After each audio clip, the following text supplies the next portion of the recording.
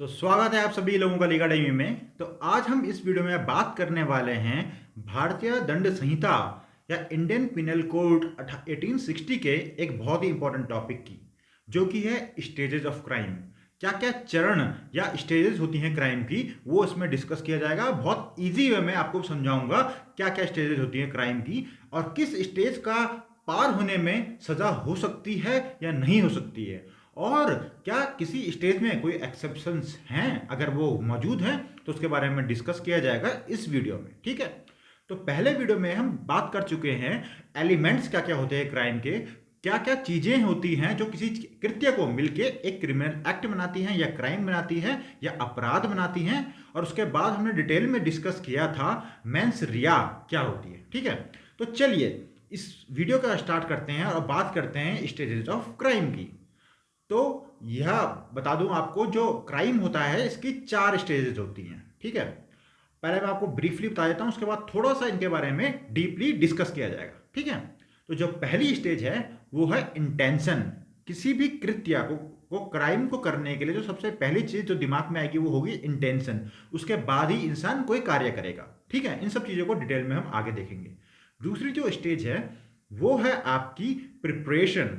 पहले इंटेंशन आई दिमाग में, उसके बाद व्यक्ति कुछ ना कुछ प्रिपेयर करेगा किसी क्राइम को एग्जीक्यूट करने के लिए। ठीक है, अब जो तीसरी स्टेज है वह है अटेम्प्ट। अब क्या होता है किसी भी क्राइम का, वो होता है अटेम्प्ट। अब वो अटेम्प्ट सक्सेसफुल भी हो सकता है और अनसक्सेसफुल भी हो सकता है। ठीक है, पर ये तीसरी स्टेज है। अब जो चौथी स्टेज है जो किसी क्रिमिनल एक्ट को या क्राइम को पूरा करती है वो है एक्जीक्यूशन ऑफ ऑफेंस। मतलब जो उसने दिमाग में सोचा था वह उसने पूरा कर लिया है, तो इसका मतलब क्राइम पूरा हो चुका है। ठीक है, तो यह है 4 स्टेजेस क्राइम की। चलिए इन्हें थोड़ा डीप में डिस्कस करते हैं। तो सबसे पहला जो चीज थी वह है इंटेंशन। ठीक है, जो इंटेंशन है यह है मेंटली स्टेट। और एक चीज आपको और बता दूं, जो ये एक्ट किया गए हैं ये वॉलंटरली खुद से किए गए हैं, किसी के उसमें आके दबाव में आके नहीं। जो वॉलंटरली एक्ट किए गए उसकी ये स्टेजेस हैं जो क्राइम बनाएंगी। ठीक है, अब इंटेंशन सबसे पहली चीज है। इंटेंशन ये क्या होती है? ये मेंटल स्टेटस होता है, ये मेंटल स्टेट होती है। अब सोचिए, किसी व्यक्ति ने आपके साथ कुछ गलत किया है, किसी पर्सन के साथ कुछ गलत किया। अब उसके दिमाग में यह बात आई कि क्या कहते हैं, इसने जो मेरे साथ किया है इसने बहुत गलत किया है, इसकी वजह से मेरी 10 लोगों के सामने बेइज्जती हो गई या कुछ भी ऐसा चीज हो गई। तो अब उस आपके दिमाग में या किसी पर्सन के दिमाग में चीज आई, साला इसको तो मैं मर्डर कर दूंगा। ठीक है, तो यह है इंटेंशन। तो ये जो होता है इंटेंशन, इसकी कोई सजा नहीं होती। आप जितना सोच सकते हैं सोचिए। आप सोचते सोचते हैं कुछ भी, मैं ये कर दूंगा वो कर दूंगा, मैं इसके साथ ये कर दूंगा, या कुछ भी एक्ट को जो हम क्राइम करें, जो भारतीय दंड संहिता में इसके प्रावधान है वो क्राइम अब आप सोचते हैं केवल, तो उसके लिए किसी को कोई भी सजा नहीं होती है। ठीक है, क्योंकि मेंटल जो स्टेट होती है ये ट्रेस नहीं हो सकती है। ठीक है, so merely an intention can not be punishable. तो ये इसके हिसाब से पनिशेबल नहीं हो सकता, क्योंकि ट्रेस ही नहीं हो सकती। कोई कैसे बता देगा कि भाई ये यह सोच रहा था। ठीक है, तो यह है पहली स्टेज जो कि है इंटेंशन, जिसमें कोई भी सजा नहीं मिलती है। ठीक है, अब इंटेंशन, आपके दिमाग में इंटेंशन आया भाई इसने मेरे साथ बहुत ही गलत किया है, अब क्या करूंगा, मैं तो चाहता हूं इसका मर्डर कर दूं। अब इंटेंशन आ चुकी है, अब दूसरी स्टेज में पहुंचेंगे। दूसरी स्टेज होगी प्रिपरेशन। प्रिपरेशन मतलब किसी भी ऑफेंस को करने के लिए जो दूसरी चीज है अब की जाएगी प्रिपरेशन। सोच लिया, पर सोचने भर से कुछ हो जाता है नहीं, कुछ उसके लिए आपको सामान चाहिए होगा, या आप वहां जाएंगे या कुछ करेंगे। जैसे मान लीजिए हमने एग्जांपल सोचा था, आपने सोचा किसी पर्सन ने आपके साथ कुछ गलत किया, मैं चाहता हूं इसका मर्डर कर दूं। ठीक है, अब मर्डर कैसे करेंगे? दिमाग से सोच के तो मर्डर नहीं होगा। आप जाएंगे दुकान में, या कोई पर्सन दुकान में गया, उसने क्या किया, चाकू खरीदा। चाकू खरीदा और सोचा कि पहले सोचा इसका मर्डर करूंगा, फिर क्या, चाकू खरीदा। चाकू खरीद के हर वो घर ला गया, सोचा कि उस पर्सन को जाऊंगा और मार दूंगा। ठीक है, दूसरी स्टेज ये हुई प्रिपरेशन। हथियार आ चुके हैं, आप कोई भी पर्सन उसी क्रिमिनल एक्ट को एग्जीक्यूट करने के लिए हथियार ला चुका है, प्रिपेयर कर चुका है खुद को। तो क्या इसमें सजा हो सकती है? तो नहीं, जनरली इसमें सजा नहीं होती। आप जाएंगे, आप कोई पर्सन गया, वह दुकान से चाकू लेके आ गया, बाद में उसका मूड चेंज हो गया, उसने कहा नहीं यार ये सही बंदा था, मैं तो गलत सोच रहा था इसके बारे में, या ऐसा करना गलत है, किसी की हत्या करना गलत है, या कुछ भी अन्य अन्य चीज जो कि क्राइम में, उसको करना गलत है, आपने मन चेंज कर दिया। तो इसके लिए आपको सजा या किसी पर्सन को सजा नहीं होगी। पर इसके कुछ एक्सेप्शंस हैं। अगर यह चीज होती हैं और यह चीज अगर हुई है तो क्या होगा, इसकी प्रिपरेशन मात्र से ही सजा हो जाएंगी। तो इसके 5 एक्सेप्शन है, ठीक है। पहला एक्सेप्शन जो है section 122 of Indian penal code, भारतीय दंड संहिता का, जो कहता है कि प्रिपरेशन करना war against the government, government के खिलाफ प्रिपरेशन करना, ठीक है, वॉर डिक्लेयर करने की, अगर आपने किसी पर्सन ने प्रिपरेशन भी की, मतलब वह गया, वो हथियार लेके आ गया इस इंटेंशन से कि इस गवर्नमेंट का, इस गवर्नमेंट जो ये गवर्नमेंट है देश की, जो भारत की गवर्नमेंट है, इसके खिलाफ मैं वॉर डिक्लेयर करूंगा, इवन इसकी प्रिपरेशन मात्र से ही सजा होगी, ठीक है। और लाइफ इंप्रिजनमेंट की सजा भी हो सकती है, या 10 साल तक की सजा भी हो सकती है, ठीक है। तो यह लिखा हुआ है भारतीय दंड संहिता के सेक्शन 122 में, पहला एक्सेप्शन प्रिपरेशन का, अन्यथा प्रिपरेशन में कोई सजा नहीं होती है, ठीक है। दूसरा एक्सेप्शन प्रिपरेशन का जिसमें सजा होंगी, ठीक है। अब एनीवन जो डैमेज करता है प्रॉपर्टी को, जो भारतीय क्षेत्र में, भारत के जो जो क्षेत्र है उसके अंदर है, उसका डिस्ट्रक्शन करता है या प्रिपरेशन कर रहा है उस चीज की जो पीस में है, तो यह भी किया गया अगर, ठीक है, गवर्नमेंट के खिलाफ या गवर्नमेंट के लिए कि इन सब चीज का मैं वो करूंगा, ठीक है, जो पीस में है गवर्नमेंट के साथ, तभी भी इसकी प्रिपरेशन मात्र से ही सजा होगी, जो है 126 सेक्शन इंडियन भारतीय दंड संहिता का, इंडियन पिनल कोड, ठीक है। यह है दूसरा एक्सेप्शन। तीसरा एक्सेप्शन है प्रिपरेशन करना, मतलब आपने कुछ चीज की नहीं पर प्रिपरेशन मात्र करना काउंटरफीट कॉइन बनाने से, मतलब नकली जो सिक्के होते हैं वह बनाना या गवर्नमेंट स्टाफ बनाना। अगर आप प्रिपरेशन भी करें, आपने सामान इकट्ठा कर लिया नकली सिक्के बनाने का या स्टाम्प बनाने का, भी पता चल गया पुलिस को कि है यहाँ पे प्रिपरेशन चल रही है इस चीज की, और उसको पर्सन को गिरफ्तार किया गया, तभी भी सजा होगी। तो ये भी एक तीसरा एक्सेप्शन है जिसमें प्रिपरेशन में भी सजा मिल जाती है, ठीक है। चौथी, possessing counterfeit coin, false weight measurement और फॉल्स डॉक्यूमेंट।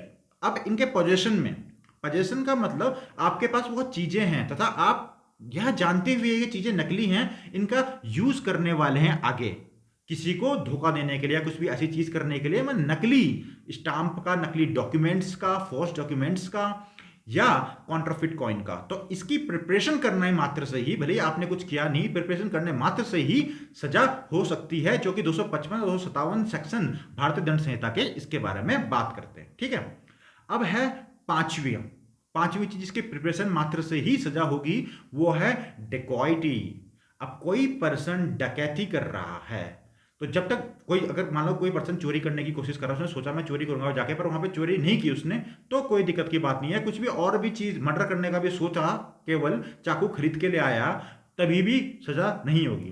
पर डेकॉइटी सेक्शन 399 सेक्शन भारतीय दंड संहिता का यह बात करता है इवन प्रिपरेशन ऑफ डेकॉइटी, मतलब लोगों ने अब 4-5 डकैती करेंगे, 3-4 लोग मिलके ही करेंगे, मतलब 5 से ज्यादा लोग मिलके ही करेंगे। अब वो लोग इकट्ठे हुए, उन्होंने हथियार खरीद दिया कि भाई मैं बंदूक लेके जाऊंगा, तो ये कर लेके जाना, ऐसे लेके जाना, हम मुंह कवर करके जाएंगे। पता चल गया पुलिस को कि ये डकैती करने की प्रिपरेशन चल रही है, पुलिस वहां आ धमकी, तो केवल प्रिपरेशन मात्र में ही यहाँ पे सजा के प्रावधान है, ठीक है। तो दूसरी स्टेज हमने देखी जो थी एक क्राइम की, वो थी प्रिपरेशन में जनरली कोई भी सजा नहीं होती है, परंतु इसके कुछ एक्सेप्शंस हैं जिसके बारे में हमने बात की, जो कि 5 थे, जिनमें अगर किसी व्यक्ति को प्रिपरेशन करते हुए भी पकड़ा गया तभी भी सजा होगी। चलिए अब बात करते हैं तीसरी स्टेज की। अब तीसरी स्टेज क्या हुई? पहली चीज इंटेंशन, सोच लिया भाई इसका तो मर्डर करना है, इसने मेरे साथ बहुत गलत किया। दूसरी चीज प्रिपरेशन क्या हुई? चाकू खरीद के ले आए दुकान से कि भाई इसने तो गलत किया, इसको तो चाकू से मारूंगा, हो गया। तीसरी चीज अटेम्प्ट। अब अटेम्प्ट होगा किसी भी कृत्य को करने के लिए, अटेम्प्ट होगा। अब अटेम्प्ट क्या होगा? पर्सन जाएगा, चाकू मारने की कोशिश करेगा। अब हो सकता है इससे पर्सन मरे या ना मरे, ठीक है, पर अटेम्प्ट होना भी, अटेम्प्ट करने मात्र से भी, क्राइम का अटेम्प्ट करने मात्र से भी सजा होती है, ठीक है। अब इसके बारे में आपको एक बहुत अच्छी चीज डिस्कस करेंगे अभी, फिर पहले आपको समझा दूं। अटेम्प्ट करने मात्र से ही सजा होती है। अब जैसे किसी पर्सन ने चाकू मारने की कोशिश की, पर्सन हट गया या बच गया उससे, परंतु इंटेंशन थी हत्या करने की पूरी की पूरी इंटेंशन थी, तो यह कहा जाएगा अटेम्प्ट टू मर्डर। 307 जो धारा है, जो अटेम्प्ट टू मर्डर की धारा है, वो लगती है, ठीक है। अब बहुत सारे प्रावधान ऐसे हैं भारतीय दंड संहिता में, ये पीसीएस जे, यूपी पीसीएस जे में क्वेश्चन पूछा गया था इंटरव्यू में भी, ठीक है, कि अब कोई पर्सन है, उसने क्या किया, हाथ डाला बगल में दूसरे पर्सन की जेब में इस इंटेंशन के साथ कि मैं चोरी करूंगा, ठीक है, इस इंटेंशन के साथ दूसरे की जेब में हाथ डाला कि मैं चोरी करूंगा। अब जब हाथ डाला तो देखा जेब में कुछ नहीं था, तो उसने हाथ चुपचाप से बाहर निकाल दिया।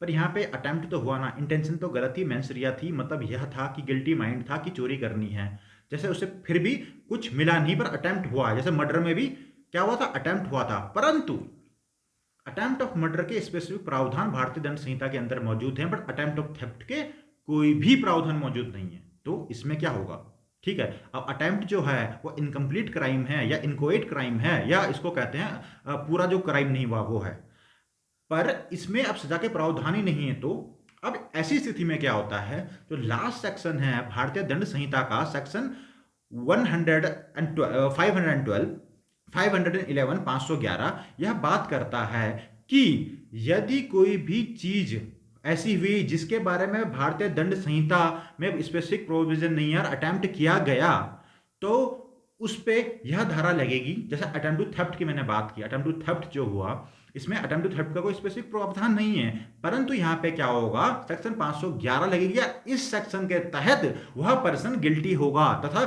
सजाओं के जो प्रावधान है उसके आधी सजाएं तक उसे मिल सकती हैं। ठीक है, बात क्लियर है। जैसे अटेम्प्ट टू, और भी बहुत, जैसे अटेम्प्ट टू थेफ्ट की मैंने बात किया, कोई पर्सन किसी घर में घुसा चोरी करने के उद्देश्य से, कहीं पे ज्वेलरी बॉक्स उसने खोला, ज्वेलरी बॉक्स के अंदर देखा ज्वेलरी सारी गायब है, पर उसने ताला तोड़ा, ज्वेलरी खोली, भले इसको ज्वेलरी नहीं मिली, तभी भी यहाँ पे अटेम्प्ट टू थेफ्ट लगेगा।